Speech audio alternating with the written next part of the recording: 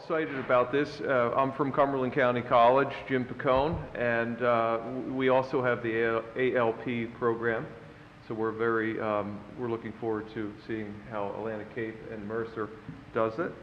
And we have Stephanie Natali and Richard Russell from Atlantic Cape, and Amy Von Drake from Mercer Community College. So we're looking forward. Let's hold questions until the end and take off. Hi, so I'm Stephanie Natal, and I'm an assistant professor of developmental English at Atlantic Cape. But despite my title in our department, I teach a little bit of everything, as everybody does. I'm also currently coordinating our accelerated learning program. And I have with me... Hi, my name is Rich Russell. I am also an assistant professor of English. I'm also the English department coordinator, and I teach in the accelerated learning program. So probably a couple of things that it's important to know about Atlantic Cape before we begin is all of our courses, developmental and college level, are integrated reading and writing already. And previous to ALP, we still have 2 levels of developmental courses. So our ALP course is focused on the upper level. We still have the lower level that we haven't started any interventions for yet, what we're thinking about. And just one other thing, it's also perhaps important to know that our English department, the developmental courses and the college level courses are all in the same department. We don't have separate departments for developmental and for the college level courses. Yes. So I'll go quickly through this, but just to establish the problem, right, which is probably the same problem that you're all here to try and tackle and think about. This is looking at our students coming in from 2009 to 2013. And the blue portion are students that come in college ready. The orange is that upper level developmental course, and the gray is the lower level developmental course. So what you can see is our upper level developmental population is growing, right? In 2013, 45% of our students incoming fell into that range. And they're also, as I'm sure maybe they are at your school, they weren't doing so well. After 101, only 45% of them were left, and after 102, only 26% of them were left. So by the time they moved through our 2 college-level English courses, we only had a quarter of those students left. And so, of course, this was the problem that we wanted to tackle. And so we came in contact with the Community College of Baltimore ALP model. How many of you are already familiar with Community College of Baltimore's model? Okay, almost everybody, so I'll be brief. So in the Community College of Baltimore model, those students in that upper level, that place into that upper level developmental course, are mainstreamed into the college level course. And there are 10 of those, as represented here by the green students, in the college level course, with the 10 blue students who have reached that course through the more traditional means. Those 10 green students, ALP students, then also meet for the support course. I believe at Community College of Baltimore, they're both 3 credits. Mm-hmm. And that course usually meets afterwards. It's the same teacher, right? So that's the Community College of Baltimore model. They've had a lot of success with that. And here's their list of advantages to this program and why they think it works. And we point this out because what we're going to show you is we have a slightly different way of doing things, but it works for all the same reasons. And so the things that you see here also work for our model. We think that traditionally placed College 101 student is important, providing a role model for those ALP students, or at least a counterpart to the experience they're having, because of course, you find quickly once you work in this that the ALP students are sometimes wind up being the stronger students because of the support they're receiving. It changes the attitude towards the developmental course, because now they're receiving that support when they need it to excel in the college level course. Gives more time for individual attention. We focus on non-cognitive issues, right? All of these things that are getting a lot of discussion right now. So here's what we did with it. Here's our model. We use the triad model. So in our model, there are 2 sections of 101, and in each one of those sections, there are 11 students that are traditionally placed. They either came through our developmental sequence or our ESL program, or placed directly into 101. They're the blue students here. There are 9 students in each of the 101 courses that our ALP students. So they placed into 080. And at this time in our program, those are the only students who are eligible, students that place from the placement test into 080. Those 9 students from each of the 2 sections of 101 then meet, right now, well, actually, no, it happens in a variety of ways as our program's begun to scale up, but meet together for a support course of that 18 students. All 3 courses are taught by the same professor, and we think that that's really important for this to work. Both classes are 3 credits, or all 3 classes are 3 credits, and that support course meets once a week in a computer lab. We have that built in as well. And so one of the things that is attractive about this model, and one of the reasons that F.E. Russell, who began our program, chose this model is because that support course kind of mirrors our enrollment in the traditional developmental course, right? So it was a more attractive option for our administration to pilot this program and get started with this. And as we'll talk about, there are a lot of advantages. There's some challenges too, but there's a lot of advantages to having those 2 sets of students coming into the support course.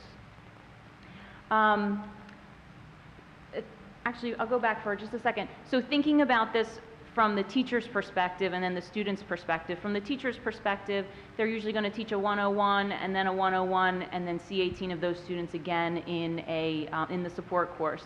From a student's perspective, they have a 101 class, they go to the support course, there's 8 familiar faces there from their actual class, and then there's 9 other students, which also makes them feel like it's more of a class because there's more experiences coming into it, there's more diversity coming into it. I was just going to jump in and say, sort of emphasize what you're saying, Steph, is because they are interacting with 9 other students in the support class that they haven't previously interacted with in the 101 class, it reduces the stigma for the support class as well, in that, again, it feels like a new class. It doesn't feel like they're being kept after class in order to work on additional skills.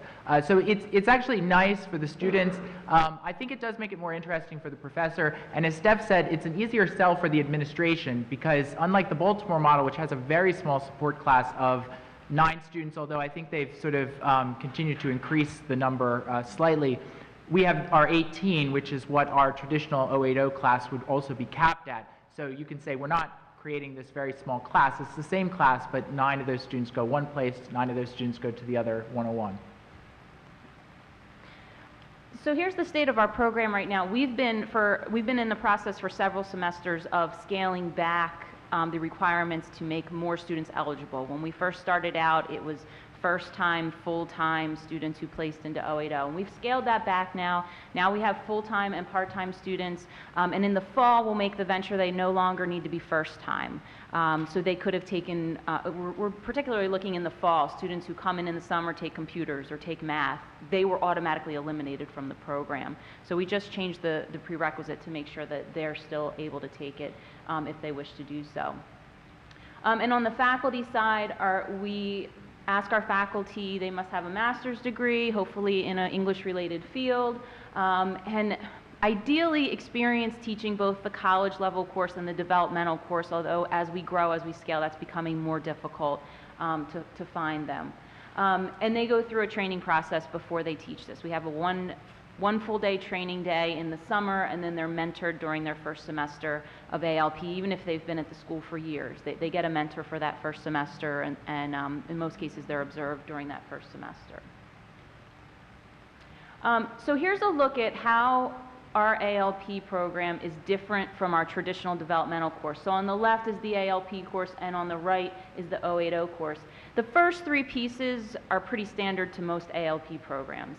Using backward design, right, scaffolding to the assignments in the college level course, the difference in the goals, right, in the developmental course, the goal is for the student to pass the developmental course, whereas the goal in ALP is for the student to pass the college level course.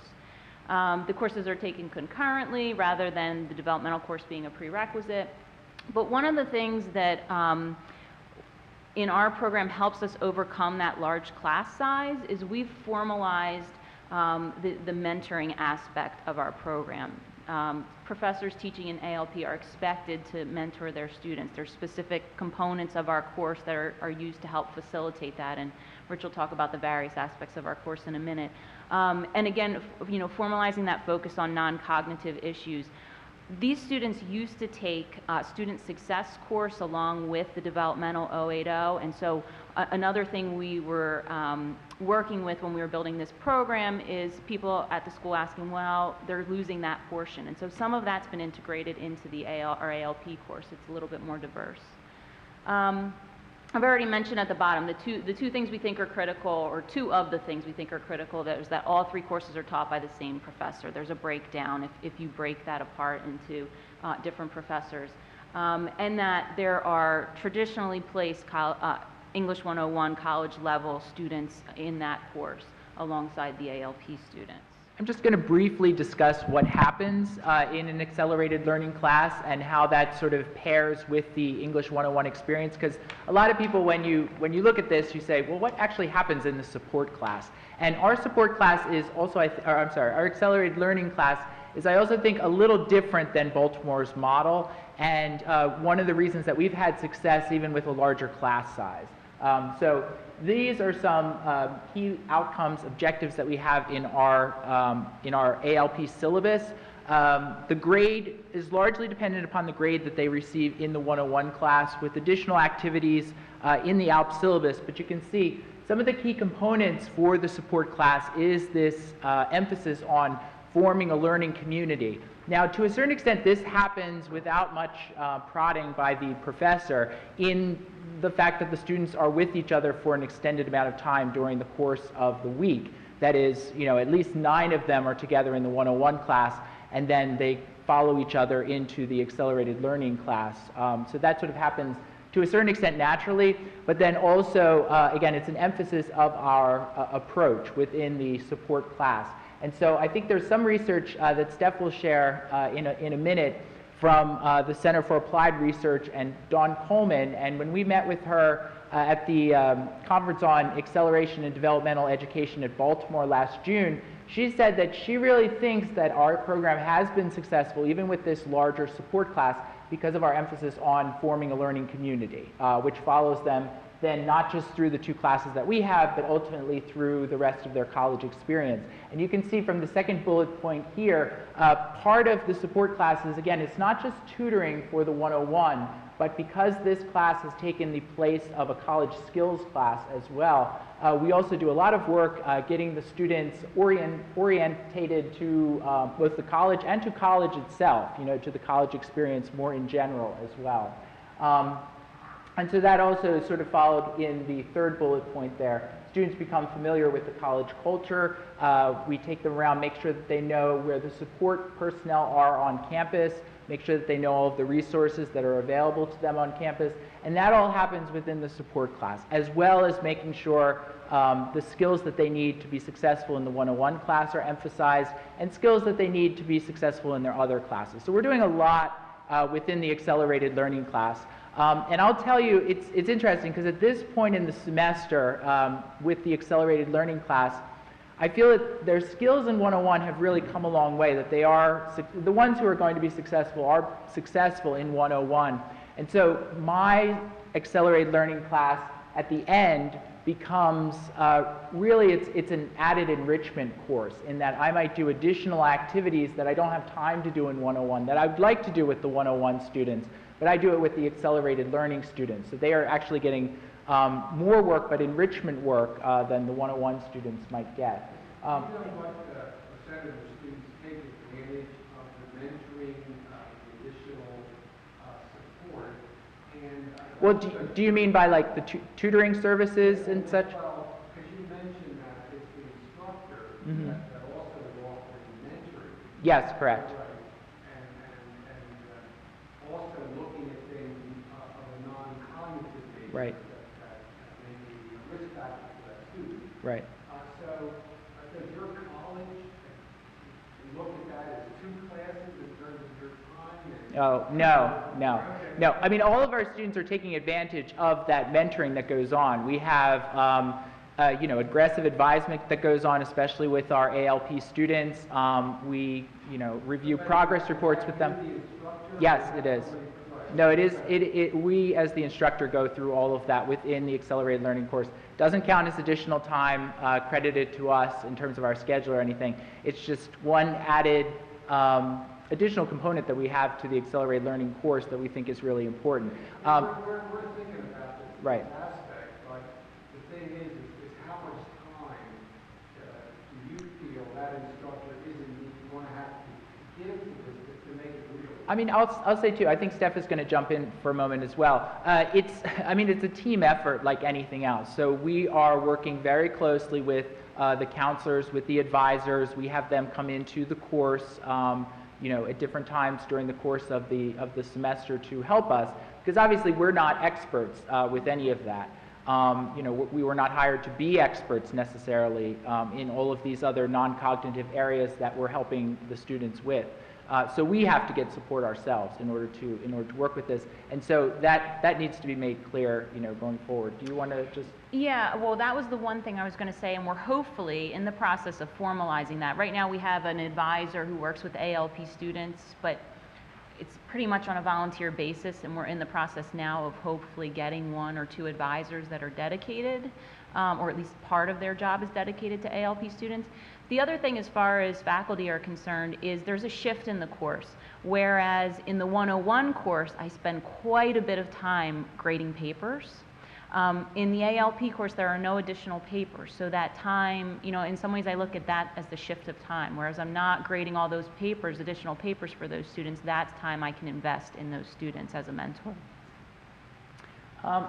Just a little bit about curriculum planning. Usually the first day of each week, we ask our students what issues they are having, both in terms of content in the 101 course, of course, but also in perhaps some of their other classes, and then just in terms of becoming acclimated to the college more in general. Recently our students went through registration, so a lot of them had questions about different holds that they had on their record in order to turn in like immunization forms and everything else like that. They didn't know what that was. So we spent some time in the accelerated learning class making sure they knew who they had to talk to and what they needed to do so that they could register for classes. One thing then, as I mentioned, I see the accelerated learning course at this point in the semester becoming an enrichment class where I have time to do more activities with those students. But the question, of course, becomes what activities am I doing with the accelerated learning students that really all of the 101 students would benefit from? That's why we think it's really important going forward as we bring more adjunct faculty into the program that they have experience teaching the 101 course. And that's really the primary component, the primary consideration for us as we recruit adjunct faculty. It's not enough that they've taught the 080 course, that is the developmental course. We would rather that they have extensive experience teaching the college level course so that they understand what the expectations for that course would be. The just-in-time exercises, sometimes I'm sitting through my 101 classes, or not sitting through, that makes me sound like a very passive participant in the 101, but sometimes I'm going through the 101 course and I'm making a mental checklist of everything that I would like to review and go over with the students in the support class later on that day. Again, sometimes the student-generated concerns supersede the planned activities, so that requires a certain amount of flexibility on the part of the professor as well. It's very active learning. Steph mentioned that the students, we do schedule our students 1 day a week in the computer lab.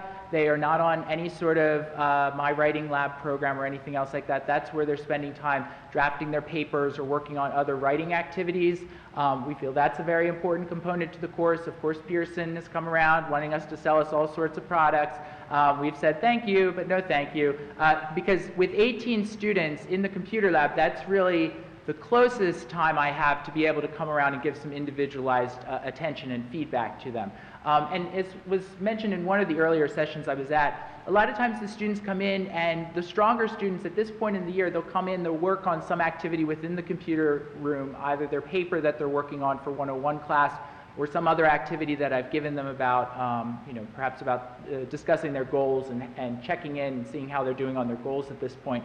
And when they're finished, if they feel they don't need me, they leave, but the others will sort of stay around longer in order to get my feedback on different issues that they're having.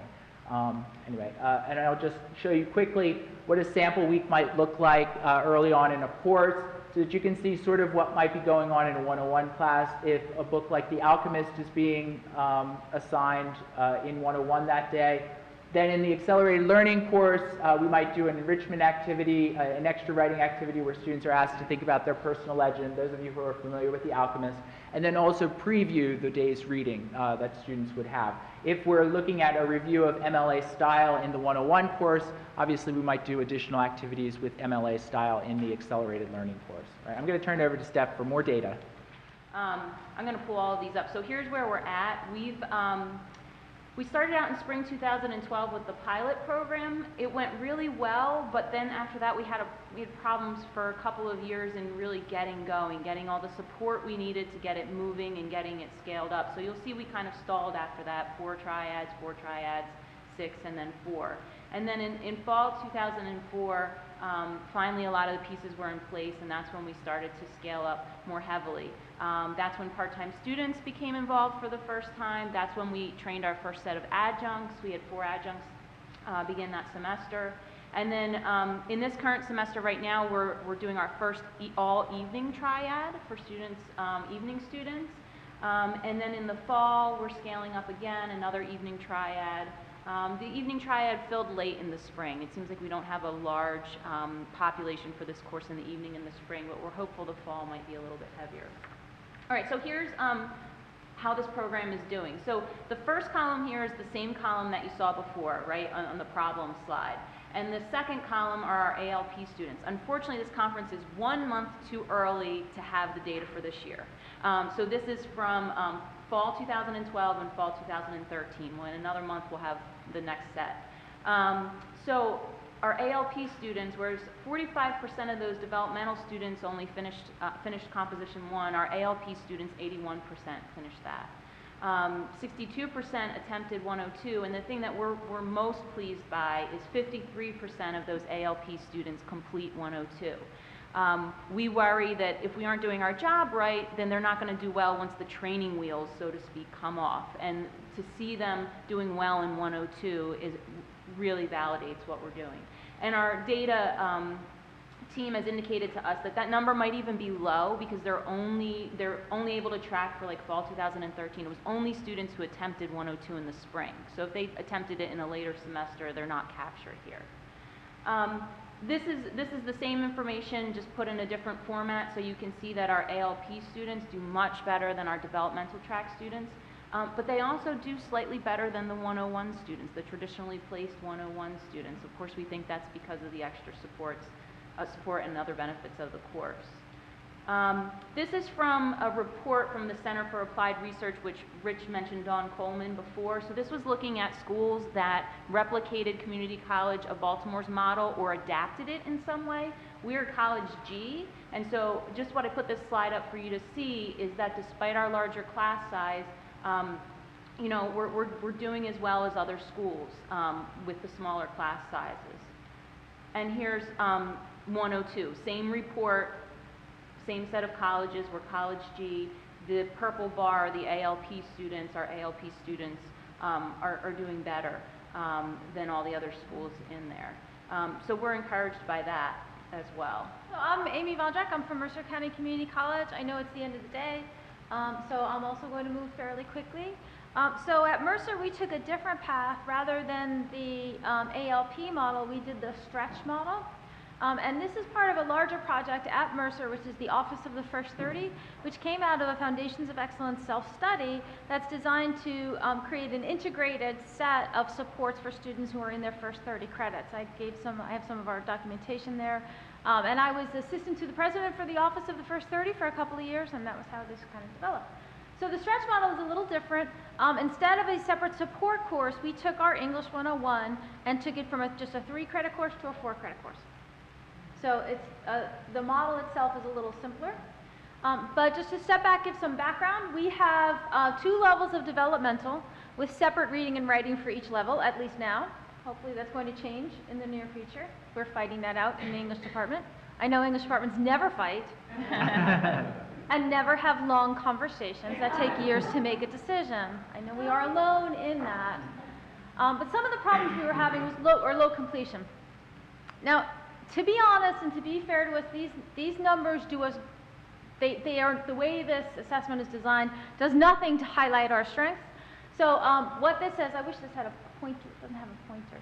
So what this says is, of the 493 students who enrolled in our second level developmental course in 2012, 310 passed. The way the data is set up is, of those 310 who passed, 97 went on the next semester to English 101. So there were students who failed and still re-enrolled in the college, but the way this data is set up, it's just, it looks that way. And then of those who passed, we end up with 12% of our original starting group finishing in consecutive semesters, which is really abysmal. It's really disturbing. It's upsetting. It made me say we're doing something really wrong. And it's also interesting to me in this data to notice that a significant number of students who pass don't go on, don't re-enroll, which to me was saying it's, the conventional wisdom is students fail, they get discouraged. These are students who were getting discouraged even though they were passing, which I found alarming. So another problem was that even in English 101 we had a very high DWIF rate. This is one of the things that came out in our Foundations of Excellence self-study, that we only have about a 55% pass rate. This is for fall 2012, which was also before redesign of English 101. And then finally, and this was kind of the last straw, was New Jersey Star students. And it was just so traumatic for them, so disappointing for them to show up and place into developmental courses and lose their funding. And that was really also what impelled our vice president at the time, Dr. Generals, to say, you have to go and fix this, English department. You have to stop talking and do something. So we have been trying a number of things. Did anybody go to the Innovations Conference that just happened in Boston? Was anybody in Innovations in Boston? No. So a couple of themes were common in the Innovations Conference. One was, with all due respect to this conference, avoid best practicism. Right? That just because something is a best practice at another school doesn't mean it's going to be a fit for your school. Another theme there was a try and test mentality. Try stuff out, see if it works. If it doesn't work, don't do it. So we tried learning communities, and we just couldn't do it. We couldn't get the institutional support to get the collaboration between the faculty. We couldn't get students into the right classes. We tried it so many times, and every semester somebody says, we should do learning communities. We say, we did, we tried contextualized learning. We had special sections of developmental composition that were for nursing students, business students, or liberal arts students. The nursing one worked great, but the other ones were just kind of mediocre. Again, it was very hard to develop a specialized curriculum. It was labor intensive, and we didn't get any kind of additional support for it. The ALP model, we had folks go to the conference, we looked at it, we researched it, and we didn't have a hope at all that they were going to give us that kind of support to have another support class. So what we came up with was a decision zone. We took English 101 and made it a 4-credit course instead of a 3-credit course. We changed the cut scores. So these are our cut scores for our regular English 101, and you can see you don't need to memorize these numbers. I promise I won't quiz you on them. For our decision zone, we took the top part, the top maybe third, maybe a little bit less of our second level developmental composition and reading, and put them directly into a 4-credit 101. That has extra time built in specifically for support for reading skills. So just as a quick look at our outcomes, I know this is also another impossible to read slide. There's an easier, more graphic representation, but y'all are English people. I suppose reading numbers is not really the same as reading words. So what you get from this is the pass rates on the top are English 024. That's our second level developmental. They're in the 50s. English 101 is the second one down. You see the 72% of there, that was after a course redesign. That's good. The English 101 decision zone are generally better. They're stronger. So we have second level developmental students who get to skip out of developmental. They get to skip a whole semester of developmental work, go straight into 101, and they're passing at higher rates either than they would have in the developmental course or than they do in the English 101 course. So we like this. We're happy with this. These are the outcomes over a few semesters. That red line there, that kind of zigzags, that's the decision zone course. So we can see we started in fall 2012, the outcomes were pretty good. there was a massive drop in spring 2014. And what happened there that we found really illustrative or important, these courses had been capped at 24. And then in spring 2014, our dean did something. And they were capped at 30, which is our regular 101 cap. And there were sections that had 32, 33 students in them. And shockingly, our pass rates fell dramatically. Hard to believe, but it did actually happen. And then somebody went to the dean and said, Robin. And then the pass rates went back up. So now the pass rates in Decision Zone are about the same as 101.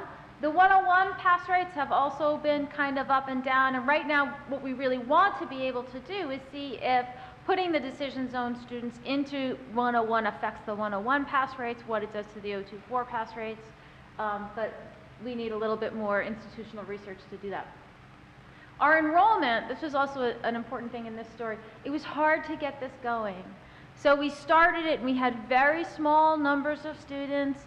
It was hard to get our advisement center to kind of key into this and start putting students into it. But then it was like they discovered it. And everybody said, wow, this is really kind of a cool idea. And enrollment just shot up last semester. We went from 2 barely full sections to 6 completely full sections. And so over time, we've done some tweaks. So one is that as the word gets out, people start calling and saying, hey, could this be a fit for this student? You know, the coaches start calling and saying, hey, I have a basketball player who's really struggling, and would this work? We get a lot of that. So we have a way of helping students get to the class that other than going through the advisement center and the regular placement process. And we lowered the cut scores in fall 2014 to let more students into it. The curriculum, as I said, focuses on college skills, reading skills, critical thinking, and synthesis. Okay, so this is, and what's really important here is the reading part. I'm sure that's familiar. We find that that's the biggest issue that most of our students have, is they are really struggling with reading. And our 101, our regular 101, is very reading intensive. Our coordinator of the reading program gets very upset. She comes to us with the, oh, I just lost the word. What's the reading scale? Not a Lexile, but the other number that tells the grade level of a reading. Not Nelson, there's another one. Anyway, but she's always coming to us and saying, do you see what you're trying to make your 101 students read? They can't read this is too hard. And we say, no, they can. So they have a lot more support for the reading in the English 101 Decision Zone. It focuses on argument, on making inferences, on being able to engage in critique. There's less focus on the essay structure than there is in English 024 in our second level developmental, because what we would find in those classes at the bottom of our second level developmental, students who need almost everything. And at the top, there's students who need just a very little. So we tried to parse out what it is they need and they don't need. And then in English 101, they need to pass a midterm. We have a formative assessment rather than a summative assessment. So they have to pass a midterm to pass the course, but they get to rewrite that midterm with feedback. So a sample assignment to kind of see what we're doing in this class. Students might read, you're probably familiar with these essays, I think they're in a lot of textbooks. They would read Television as Teacher and Games Are Good for Us. And then they actually try it out.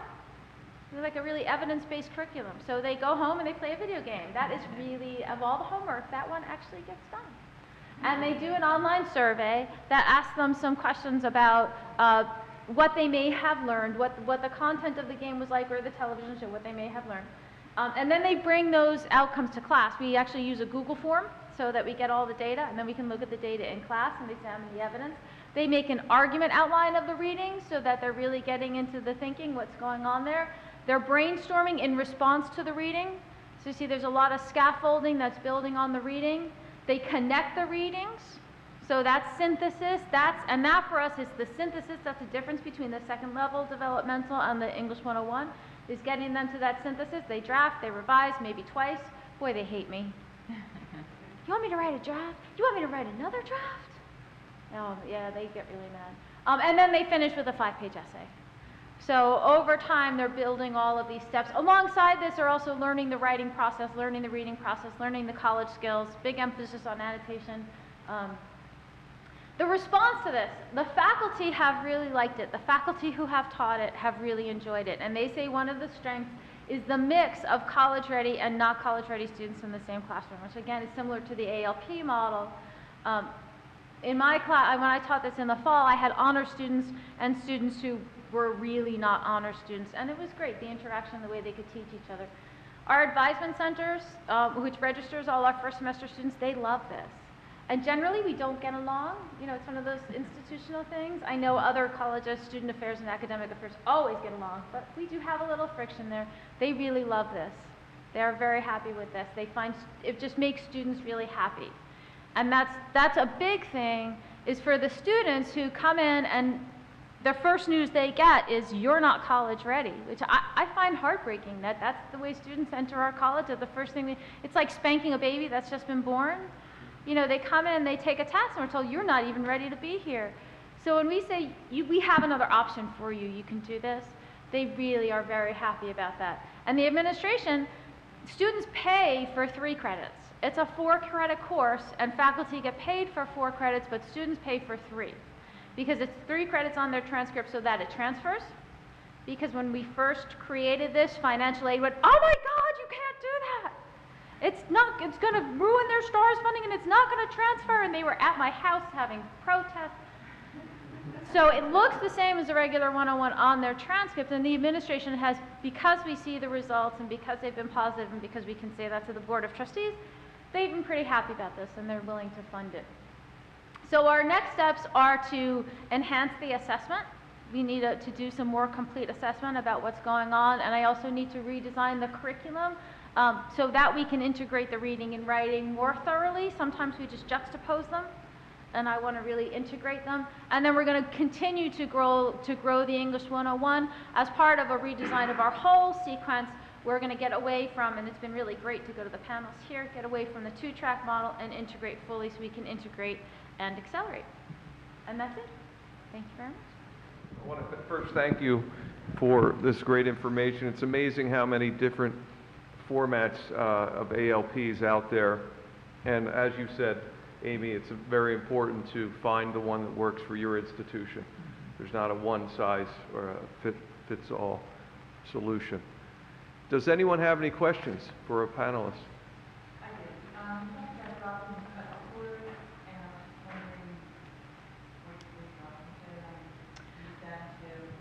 did. It had, the big drop was That- it. Yeah, just repeat it. This question's about the cutoff scores for the AccuPlacer And placement. and placement. Okay. So the big difference was it had been a Right Placer 6 and we dropped it to Right Placer 5. And the original decision zone had been about 10 points on the sentence sense and the reading, and we dropped it to more like, I don't remember the exact numbers, but it was more like 15 to 20 points below. And what was the thing was AccuPlacer. and you dropped it about 15 points? Yep. If you don't remember. I don't remember the exact scores. I think it's actually in the PowerPoint, and I could always, you know, if you want to email me or I'll give you a copy of the PowerPoint.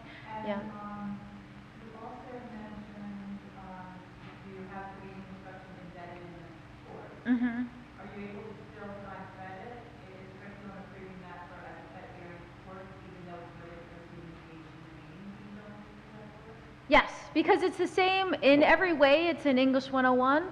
So same book, same assignments, same midterm, same everything. In every way, it's in English 101. Providing reading instruction. Yes, but we are, yeah. It didn't actually have to be a whole, it wasn't a new course. It wasn't even a course redesign. It was just a change in the syllabus. So it didn't have to go through the whole curriculum committee process. So that question, just to clarify, you have a reading component to this 101 course. Yes. Mm-hmm. And it doesn't count towards graduation. It's not part of their transcript, as you mentioned. Right. Mm-hmm. But, so it's part of the old model reading course from the developmental courses, but you integrate it into 101 Right. somehow. Mm-hmm.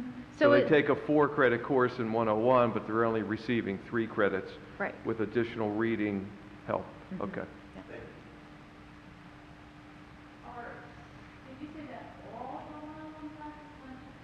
No, just the decision zone. Mhm, yes. Jamie, what's on the midterm again? You said formative midterm? Yeah, it's a So formative. this question's about midterm. Sorry. Yeah, midterm. What's on the midterm So exam?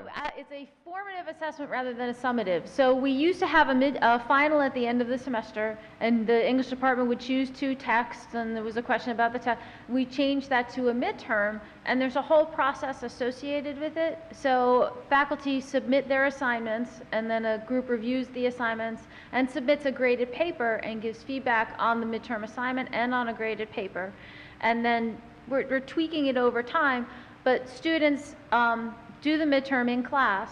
If they don't pass, they can revise it until to get themselves to passing. So the idea is, it used to be they would take a final exam. They could submit a portfolio if they failed the final, but if they failed the final, they kind of weren't learning anything from that. So we switched to the formative model, where if they were failing at mid-semester, we could say, here's why you're failing and here's how to do better.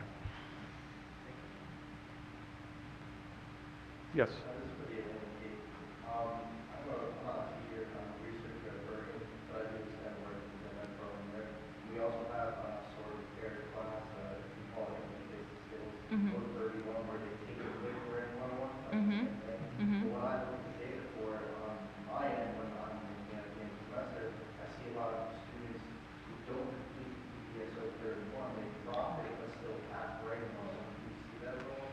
Okay. Okay. So you're asking a question about paired courses, and not passing the one course but passing the other, or dropping out of one course or another. How do you deal with that? They stop showing up to one, they don't Right. compete anymore, they Right. still pass the writing one, and do you see that? Right. We don't, probably for 2 reasons. One is they are linked as co-requisites, so I believe if they drop the support course, they have to drop 101. They can't stay. And secondly, they get a grade in both courses. So we don't have students, we still, of course, have a couple of students who disappear anyway, but we don't have a lot of students who disappear from the support course because it's a separate grade. And even though a lot of it is linked to the 101 course, there's a significant enough portion that's solely based in the support course that it'll be a detriment to their grade in that course, and that still gets factored into their GPA. But that is a challenge. That's what I mean at this point in the semester, because ideally, it's sort of like training wheels. The training wheels would come off at this point in the semester, where those accelerated learning students, they would be, just on their 101 level at that point, which is why to keep them coming, I incentivize it by having additional enrichment activities at this point, because you need to keep them in that accelerated class, because they are getting a grade for that ultimately. Yeah, just as a follow-up question, do they get the same grade, or do they get different grades for the 2? They get Different grades, yep. But the support course grade, a big portion of it are the essay grades in 101, because the goal of that support course is to get them through the college level course. Are they both letter grades, or Letter is one grades. pass-fail? No, they're both letter Okay. grades. Yeah. You mentioned that reading was a real core point for the how are you measuring your success at the class? For example, it's going to be a writing test. Okay. How are you measuring reading? Okay, how are you measuring the reading portion of the course? If it's now just an English course, you've taken out the reading course itself, are you measuring through Gates or Nelson-Denny the results in the reading for each student's success rates? It sounds very great. Mm-hmm. As far as accident, it sounds like you're getting a reading instruction. How are you measuring your All of the essay, well, no, not all. All of my essays All of are mine too, text-based, yeah. but I'm not sure what the actual department requirement is. I think it's 3 or 4 of the 5, right? See, But- we've had reading, writing integrated instruction for our developmental courses for such a long time that most of us can't remember how you would teach writing without the reading component before, and all of our written work that the students are graded on is all in response to text that they're reading too. So I feel like,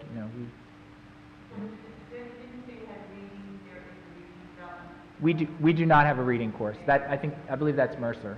Yes, yeah, and so for us, it's part of our 101 rubric. We have 5 measures on our rubric. and 2, if not 3 of them are dependent on reading. So to pass any of the essays, it's part of our essay evaluation. All our essays are text-based. Oh, yes. Yes, yeah. Mhm. Any other questions? Well, I want to thank you today for coming out. A great presentation. Let's give them a big hand. And the tour of the One Stop, I'm not sure if it started yet, but that should be next.